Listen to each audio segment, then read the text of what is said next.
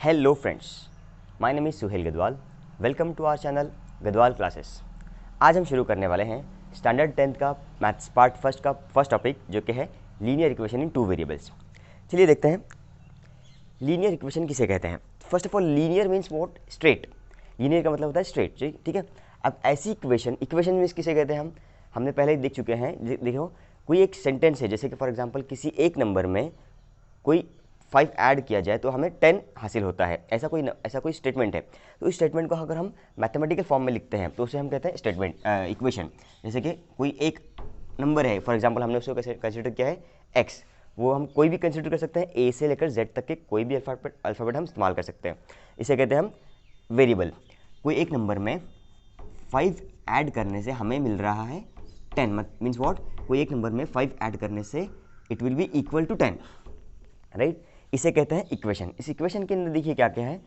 एक है वेरिएबल, यहाँ पे है 2 कांस्टेंट और यहाँ पे बीच में है इक्वल टू का साइन, ठीक है।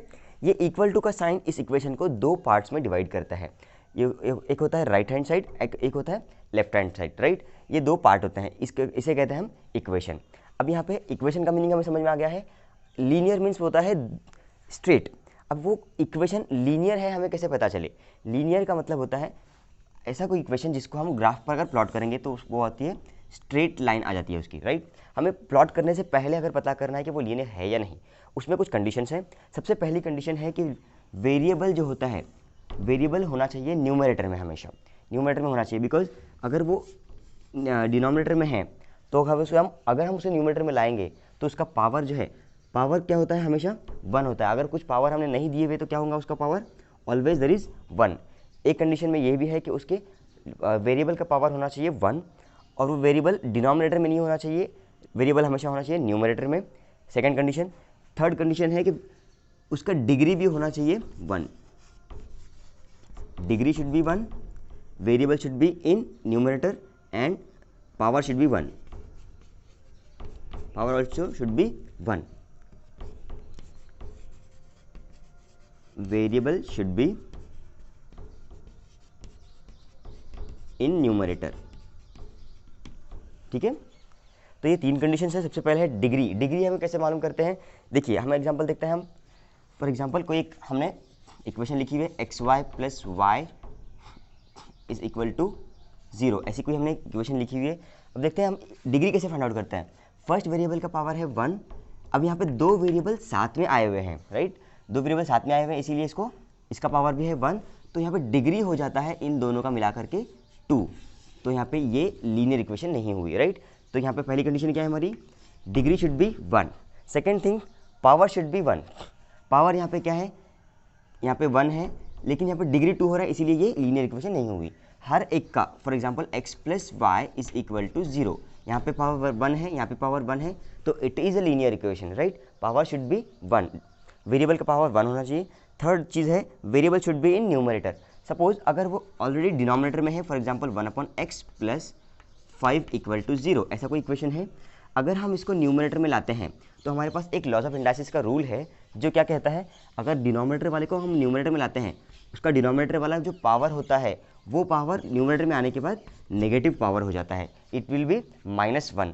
तो ये भी हो गया -1, तो ये लीनियर इक्वेशन नहीं हुआ, राइट। तो लीनियर इक्वेशन कहलाने के लिए सबसे पहले डिग्री 1 होना चाहिए, पावर 1 होना चाहिए। पावर को हम इंडेक्स भी कहते हैं, ठीक है। पावर को हम इंडेक्स भी कहते हैं और पावर भी कहते हैं। तो ये इंडेक्स पावर जो है वो भी होना चाहिए 1, और variable should be in numerator, ठीक है। ये हो गई इसकी कंडीशंस। अब हम कह सकते हैं कि x + 5 इज इक्वल टू 0, ये एक लीनियर इक्वेशन है। हमारा टॉपिक का नाम क्या देखिए? लीनियर इक्वेशन इन 2 वेरिएबल्स। अब यहाँ पे देखिए इस इक्वेशन में इसका पावर तो वेरिएबल का पावर तो है 1, लेकिन यहाँ पे वेरिएबल कितने नज़र आ रहे हैं हमें? वेरिएबल ओनली 1 है यहाँ पे, इसीलिए ये लीनियर इक्वेशन तो है लेकिन ये 2 वेरिएबल नहीं है। तो 2 वेरिएबल होने के लिए क्या है हमारा? x + y is equal to 0, ऐसी कोई टाइप की इक्वेशन होनी चाहिए जिसमें वेरिएबल होने चाहिए 2 और उनके पावर भी होने चाहिए 1, डिग्री भी यहाँ पे होना चाहिए 1। क्लियर है? तो देखिए बच्चों, यहाँ पे कैसा है, इसका एक स्टैंडर्ड फॉर्म है लीनियर इक्वेशन टू वेरिएबल का, that is ax plus by plus c equal to 0।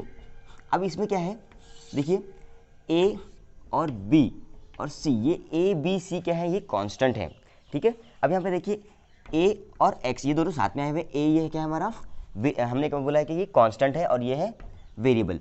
इसको वेरिएबल के साथ में अगर कोई कांस्टेंट नंबर आता है तो ये इसको कहते हैं हम कोएफिशिएंट, ठीक है, इसे कहते हैं कोएफिशिएंट और ये होता है वेरिएबल, ठीक है। अभी इसका क्या है कि स्टैंडर्ड फॉर्म है ax plus by plus c equal to 0।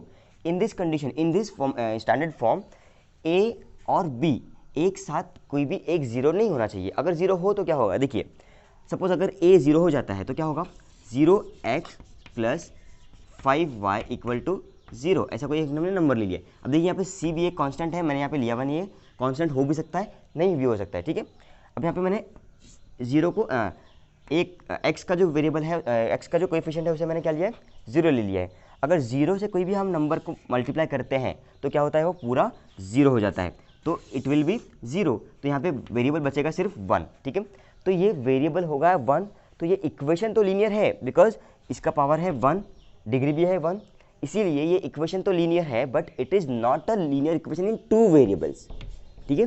हमारा क्वेश्चन क्या है, linear equation in two variable है या नहीं देखना है हमें, ठीक है। तो इसीलिए हमें देखना है कि वेरिएबल्स भी 2 होना है, उसका पावर भी 1 होना है और डिग्री भी 1 होना है, तब हम कह सकते हैं कि इसे linear equation in two variable ये है। तो चलिए देखते हैं।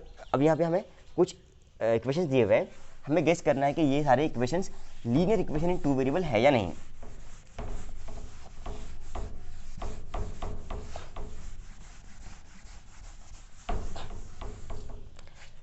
देखिए फर्स्ट इक्वेशन दी हुई है 4m plus 3n is equal to 12। अब यहाँ पे सबसे पहले हमें देखना है कि वेरिएबल्स कितने हैं। देखिए फर्स्ट वेरिएबल है m, सेकेंड वेरिएबल है n, तो यहाँ पे वेरिएबल है 2, राइट। तो ये 2 वेरिएबल की इक्वेशन है। अब इसमें देखते हैं सबसे पहले पावर, यहाँ पे फर्स्ट वेरिएबल का है हमारा 1, कुछ नहीं है, मतलब क्या होता है, पावर 1 होता है। सेकेंड वेरिएबल का भी पावर क्या है, यहाँ पे 1 है, तो यहाँ पे 1 है तो डिग्री भी 1 है इसका। समझ में आ रहा है बच्चों, डिग्री किस तरह से निकालते हैं हम लोग, हमने बताया हुआ है। तो यहाँ पे देखिए दोनों का वेरिएबल का पावर भी 1 है, डिग्री भी 1 है, तो ये क्या हुई, ये लीनियर इक्वेशन है, राइट। सेकंड इक्वेशन देखते हैं 3x square minus 7y is equal to 13। अब यहाँ पे फर्स्ट वेरिएबल जो है x है, सेकंड वेरिएबल y है, it is a two variable, right. But यहाँ पे फर्स्ट वेरिएबल का पावर जो हमें नज़र आ रहा है वो है 2, तो ये लीनियर इक्वेशन नहीं हुई, राइट। तो इसे हम कहते हैं ये टू वेरिएबल इक्वेशन ही है, लेकिन ये लीनियर इक्वेशन नहीं है, इसीलिए ये linear equation in two variable नहीं बच्चों। हम क्या देख रहे हैं, सिर्फ लीनियर इक्वेशन है या नहीं चेक नहीं कर रहे हैं, बल्कि और सिर्फ टू वेरिएबल है या नहीं चेक नहीं कर रहे हैं, बल्कि हम क्या चेक कर रहे हैं, linear equation in two variable ये इक्वेशन है या नहीं, ये चेक करना है हमें।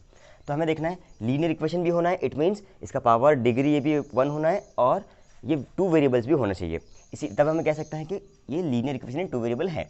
तो थर्ड इक्वेशन देखते हैं, देखिए √2x minus √5y is equal to 16। हमें पता होना चाहिए रूट का वैल्यू क्या होता है, बाय डिफ़ॉल्ट यहाँ पे 2 होता है, इसलिए ये रूट का वैल्यू 1/2 होती है, राइट। अगर सपोज हम √5 लिखते हैं या फिर हम 5⁻1/2 लिखते हैं तो दोनों का मीनिंग सेम होता है। उसी तरह से देखिए यहाँ पर रूट है सिर्फ 2 को, यहाँ पे x को रूट नहीं है तो x का पावर यहाँ पे 1 ही है। इसी तरह यहाँ पे भी रूट सिर्फ 5 को है, यहाँ पे तो y का पावर हुआ 1, तो यहाँ पे डिग्री भी 1 है और पावर भी 1 है, इसीलिए ये भी है लीनियर इक्वेशन टू वेरिएबल है। नेक्स्ट देखिए 0x plus 6y minus 3 equal to 0।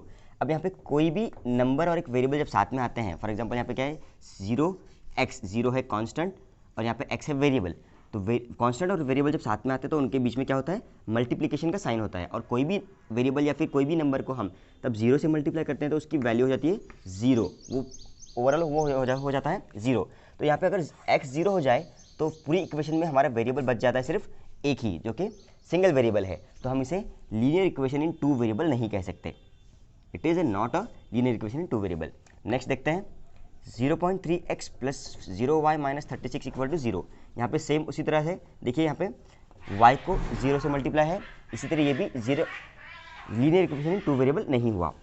Next देखते हैं यहाँ पे x और y जो है दोनों भी कहाँ पे डिनोमिनेटर में है। हमने ऑलरेडी कंडीशंस पे देखा हुआ है बच्चों कि वेरिएबल हमारा डिनोमिनेटर में नहीं होना चाहिए। अगर हम उसको न्यूमरेटर में लेकर आते हैं तो उसका वैल्यू उसका पावर हो जाता है नेगेटिव, इसीलिए ये भी linear equation in two variable नहीं है। अच्छा, ये भी linear equation in two variable नहीं है।